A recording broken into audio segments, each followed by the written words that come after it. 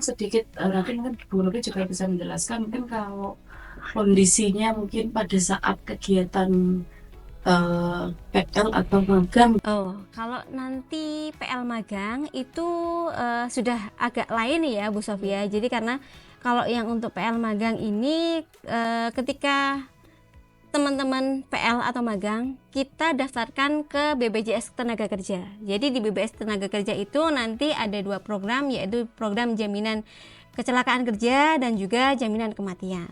Nah, kalau misalnya ketika teman-teman PL atau magang, harapannya sih enggak ya. Kalau misalnya nih terjadi kecelakaan nanti dan bisa menggunakan untuk yang BPJS Tenaga Kerja tadi. Tapi nanti tentunya memang ini ya sesuai dengan ketentuannya BPJS ya. Seperti itu. Jadi kita proteknya untuk yang kecelakaan PL magang, kita sudah ada asuransi, sudah ada program yang BPJS Tenaga Kerja. Begitu. Jadi sistem reimburse di rumah sakit lain tidak ada. Tidak ada. Kita penyediaan pelayanan kesehatannya hanya di klinik Instibar sesuai jam dan hari kerja dan juga di rumah sakit UAD. Kalau ada kegiatan PL atau magang itu sudah tadi ya urusan yang berbeda, jadi sesuai dengan kondisi lah seperti itu.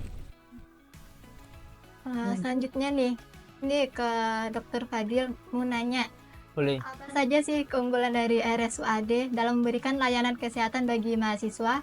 Terus bagaimana RSUAD memastikan kualitas layanan kesehatan bagi mahasiswanya itu? Ya, terima kasih. Untuk pertanyaan pertama, apa keunggulan rumah sakit UAD? Saya kira saya perlu sampaikan, tapi jangan dikira saya pamer, takutnya dikira pamer gitu. Enggak apa-apa, Dok. Jadi mungkin yang paling mudah dilihat adalah jarak ya. Dari jarak Ya. kita tuh paling terdekat saya kira dengan Instiper, RSUAD paling mudah dijangkau.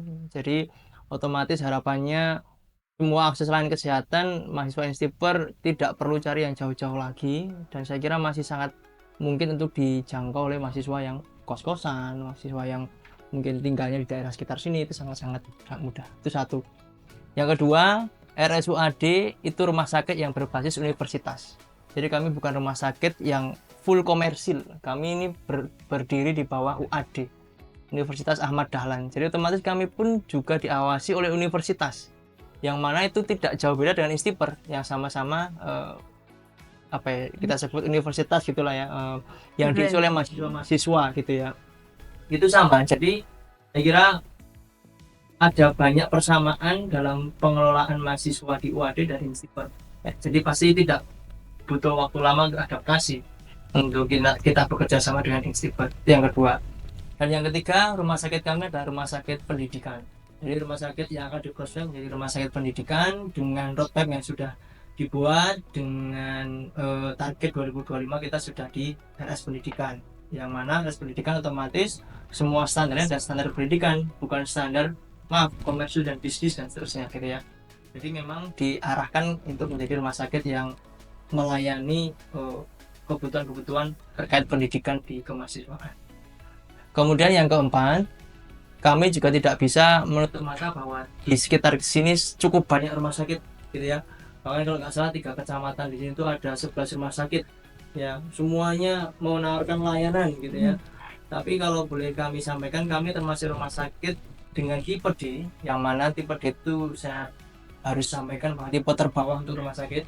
Tetapi untuk jumlah dokter spesialisnya kami sama dengan tipe C, dan bahkan mungkin bisa saingan kami sudah bukan tipe D, karena dokter spesialis kami sudah mulai 25 dokter spesialis dengan layanan gawat darurat 24 jam, laboratorium 24 jam, radiologi 24 jam, farmasi 24 jam, instalasi bedah sentral 24 jam, layanan intensif 24 jam, rawat inap 24 jam. Jadi saya kira tinggal menunggu waktu sebenarnya untuk naik tipe ya. Tinggal menunggu waktu saja.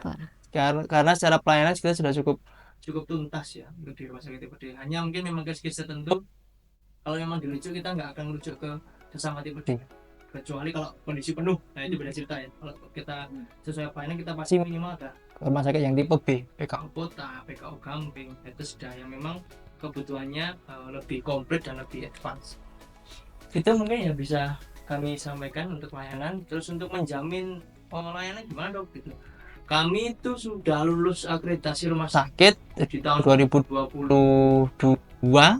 dengan predikat paripurna. Jadi predikat paripurna itu predikat tertinggi untuk penilaian akreditasi rumah sakit, baik dari mulai administrasinya, pelayanannya, gedungnya, keamanannya, sampai dengan karyawannya.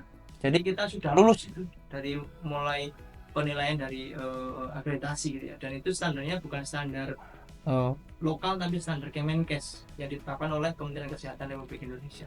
Nah, kita sudah lulus. Saya kira itu cukup bisa menjawab lah ya untuk memastikan seberapa unggul rumah sakit dan seberapa lengkap layanan di itu. Selanjutnya nih, bagaimana cara RSUAD untuk menjaga kerahasiaan data kesehatan mahasiswa Instiper itu sendiri, Dok? Sebenarnya kalau menjawab pertanyaan ini saya nggak akan menyampaikan khusus mahasiswa Instiper ya, karena semua data rumah sakit itu private dan semua data pasien yang periksa itu private dan itu masuk ke standar akreditasi, masuk standar pelayanan rumah sakit, standar pelayanan minimal, standar pelayanan dasar di rumah sakit. Tidak boleh ada yang mengakses dis pasien kecuali diperlukan untuk kebutuhan-kebutuhan khusus, misalkan maaf sampai ke persidangan ya. Jadi tidak ada yang bisa mengakses kecuali itu. Dan di kami pun hak akses untuk menuju rekam medis kami pastikan tidak ada yang bisa masuk kecuali orang rekam medis. Itu. Selanjutnya nih, ada nggak sih dari RSUAD tuh menyediakan program edukasi kesehatan khusus untuk mahasiswa Instiper itu sendiri, Dok? Bahwa kami akan mengadakan kalau tidak salah 6 kali dalam satu semester ya, 1 kali sebulan untuk edukasi. Masalah untuk edukasinya berupa apa nanti bisa kita diskusikan, bisa ada yang video edukasi, ada yang kita harus offline ketemuan, ada yang kita berupa flyer kesehatan dan seterusnya. Itu nanti kami akan berikan layanan kesehatan yang berupa edukasi gitu ya. Tapi di luar itu kami pun menyediakan klinik yang bisa mau dimanfaatkan sebagai klinik untuk konsultasi pun bisa, untuk klinik curhat masalah kesehatan pun sangat bisa, sangat terbuka gitu ya. Kalaupun tidak bisa di sini mau ke rumah sakit silahkan, akses juga sangat dekat gitu ya. Mungkin itu. Ya, mungkin sedikit menambahkan juga untuk teman-teman mahasiswa, fasilitas edukasi ini tadi disampaikan 6 kali dalam 1 semester ya, seperti itu. Dan kita juga sangat terbuka, manajemen juga sangat terbuka jika teman-teman kemudian mungkin melalui pengamatan atau bahkan dari BEMI juga bisa melalui pengamatan, Bu kayaknya ini teman-teman lagi banyak sakit apa ya kalau bulan-bulan ini ya? Bulan-bulan ini sakit apa sih biasanya? Biasanya kalau musim gitu Ya, flu dan lain sebagainya. Nah, nanti boleh itu disampaikan mungkin ke BAU atau ke Bapka, Bu kayaknya mahasiswa lagi butuh ini deh Bu, kemarin DBD ya, sempat DBD sempat naik ya. Jadi misalnya gimana kalau ada edukasi tentang DBD, bagaimana mencegah atau bagaimana menanggulangi dan lain sebagainya. Atau misalnya Dok kayaknya ini bulan-bulan sudah mau dorong oleh dosen pembimbing untuk segera dulu sih ya. Jadi ini banyak yang mulai agak goyang nih Bu kesehatan mentalnya. Boleh nanti disampaikan kepada Bapka atau BAU atau kepada kami juga bisa ke manajemen. Nanti kita bisa sampaikan ke RSUAD untuk gimana tuh kalau misal dikasih tentang bagaimana menjaga kesehatan mental, bagaimana menguatkan diri saat menjalani proses skripsi dan lain sebagainya. Jadi nanti bisa disesuaikan juga dengan kebutuhan teman-teman mahasiswa. Lewat podcast juga bisa ya Dok ya, lewat podcast, lewat video dan lain sebagainya. Jadi feel free, silahkan sesuai dengan kebutuhan teman-teman. Jadi tidak menutup kemungkinan bahwa ini podcast pertama dan terakhir ya. Bisa jadi ini podcast pertama dan selanjutnya kayak gitu. Betul sekali. Mahasiswa yang mau konsultasi terkait kesehatan mental ada kesiapan sendiri gitu kan. Itu dari RSUAD apakah ada untuk mengadakan kayak semacam edukasi gitu juga atau enggak ya? Ya, kalau memang itu dibutuhkan kami pasti ada kan. Kalau memang itu dirasa teman-teman itu, wah Dok saya kayaknya perlu nih Dok kesehatan mental, karena banyak teman-teman yang mulai mengurung diri, mulai teman-teman itu mulai kok healing kok setiap hari ya gitu kan, sudah ini ada apa nih guys, ini kok nggak balik-balik nah gitu-gitu. Monggo silakan, kami nanti tinggal atur jadwal dengan dokter spesialisnya, kan kami yang bertanggung jawab untuk menghadirkan dokter spesialisnya. Tergantung nanti dari teman-teman Instiper mau temanya apa, sangat bisa. Makanya kalau memang tadi yang sampaikan Bu Novi, kalau perlu konsul ketemu langsung pun kami juga bisa, tinggal nanti appointment ya, karena kan beliau Iya. tidak setiap hari di rumah sakit gitu. Mungkin ada yang menambahin dari Ibu Sofia atau Bruno. Kalau perjanjian tadi ya seperti tadi disampaikan di awal, kalau membutuhkan bisa langsung datang ke klinik, mendaftar di suster jaga, Iya. terus kemudian nanti akan mungkin dihubungi ya oleh suster jaga kapan available dari dokter jiwa, dan tenang saja, rahasia terjamin karena ruangannya juga kami sediakan khusus tapi kita tidak umumkan di mana tempatnya. Iya. Jadi nanti hanya suster, dokter dan Dan yang bersangkutan berkonsultasi, ya. yang dibutuhkan itu yang tahu kapan dan di mana tempatnya. Jadi tenang saja, tidak akan terekspos kemana-mana. Tapi yang jelas ini yang berbeda dengan kerjasama dengan rumah sakit yang sebelumnya adalah kita sangat concern dengan yang namanya kesehatan mental, sehingga sedikit thought apapun lah ya, kalau kita ngomong mahasiswa kan juga sering akses TikTok itu loh dok. TikTok tuh banyak video-video analisis kesehatan mental sendiri lah, daripada kamu bingung gitu. Mending ke ahlinya gitu ya. Jangan saya depresi, jangan-jangan saya PTSD atau apapun namanya, daripada self diagnose atau mendiagnosa sendiri, lebih baik mencari bantuan ke yang profesional. Dan di kampus kita sekarang sudah ada layanan tersebut, jadi teman-teman bisa memanfaatkan secara maksimal. Ini untuk pertanyaan terakhir nih. Apa sih pesan dari baik manajemen kampus maupun RSUAD untuk para mahasiswa Insiper terkait pentingnya menjaga kesehatan? Itu dulu aja ya. Ya, mungkin karena ini pertanyaan terakhir ya, berarti sekalian mungkin saya juga ikut menyampaikan closing statement kali ya, gitu ya, semacam itu ya. Jadi dengan adanya kerjasama RSUAD bukan berarti kita mengharapkan banyak pasien Yang dari sakit ya. Instiper, tapi yang kita harapkan adalah Instiper punya akses layanan kesehatan jika mahasiswanya sakit. Nah, itu yang perlu digarisbawahi. Yang kedua, RSUAD sangat-sangat terbuka dengan apapun kritikan, apapun saran dari teman-teman mahasiswa Instiper yang nantinya bisa disampaikan lewat Google Form atau mau sampaikan langsung atau lewat Bu Novi, Bu Sofia, monggo silahkan, karena itu juga untuk perbaikan kita, baik Instiper maupun RSUAD.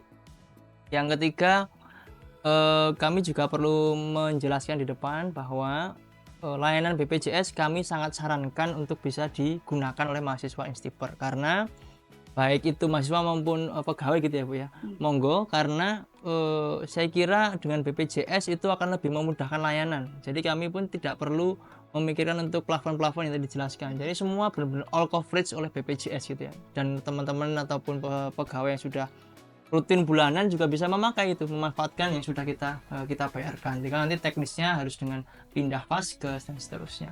Saya kira itu sangat-sangat mudah sudah difasilitasi dengan mobile JKN. Dan yang mungkin terakhir dari saya, semoga dengan adanya kerjasama RSUAD dan mahasiswa Instiper, semua layanan kesehatan di Instiper bisa mudah untuk diakses dan semua mahasiswa maupun karyawan bisa terjaga kesehatannya baik fisik maupun mental. Mungkin itu dulu dari saya. Terima kasih. Assalamualaikum warahmatullahi wabarakatuh. Betul. Kalau dari saya tadi sebenarnya sudah disampaikan sangat lengkap sekali ya. Dari harapan RSUAD maupun Instiper saya rasa sama. Jadi pengennya tetap teman-teman tetap sehat. Jika terpaksanya sakit, bisa menggunakan fasilitas yang memang sudah disediakan oleh Instiper, baik itu klinik maupun di RSUAD, seperti itu. Dan tetap sehat ya harapannya ya, pokoknya kayak gitu. Kalau nanti ketika di dalam teman-teman periksa itu ada, itu tadi seperti yang disampaikan dokter, ada kritikan, masukan. Nah itu dari kami, dari manajemen sih, kami tetap minta pengisian Google Form tadi. Jadi kita sudah buat evaluasi layanan dan itu nanti kami harapkan dari teman-teman tetap mengisi untuk kebaikan kita bersama. Jadi evaluasi kita bersama baik dari RS maupun dari Instiper, nanti biar bagaimana caranya ketika ada yang kurang nanti kita bisa benahi bersama, seperti itu. Mungkin dari Bu Sofia, silahkan. Ini kalau saya yang terakhir berarti ya. Ya pada prinsipnya tadi sama, dalam arti ini adalah fasilitas yang diberikan Instiper kepada teman-teman, tapi kita tidak berharap teman-teman menggunakan ya, kalau menggunakan jadi sakit begitu. Dan yang paling utama sebetulnya kita sama-sama menjaga saja gitu ya, tetap menjaga supaya dalam apa ya, karena teman-teman di sini kan banyak yang rantau gitu ya, banyak yang rantau, kalau sakit kan orang tua juga ikut kepikiran lah seperti itu. Jadi dengan adanya rumah sakit UAD ini menjadi fasilitas, tapi lebih baik lagi kalau tidak perlu dipergunakan dengan ini ya, kalau tidak perlu dipergunakan. Jadi lebih banyak kita edukasi saja lah, lebih banyak edukasi supaya kita bisa menjaga kesehatan bersama. Dan sekali lagi betul bahwa kesehatan tidak hanya fisik tapi juga mental. Jadi sekecil apapun misalnya teman-teman merasa ada ketidaknyamanan, bisa langsung menghubungi yang profesional supaya tidak ada salah-salah diagnosa dan malah jadi ngawur, malah nggak bagus seperti itu. Jadi tetap sehat dan tetap semangat untuk teman-teman mahasiswa Instiper. Baik, karena sudah menuju akhir dari podcast ini, saya tutup untuk podcast kali ini. Terima kasih sudah mendengarkan podcast ini. Semoga informasi yang disampaikan bermanfaat bagi para mahasiswa Instiper. Dan untuk teman-teman yang mau bertanya, bisa DM langsung ke Instagram BEM Instiper atau komen Face. Kami persilahkan, nanti akan kami jawab satu-satu. Jangan lupa untuk bagikan podcast ini kepada teman-teman kamu yang juga merupakan mahasiswa Instiper. Sampai jumpa di episode selanjutnya.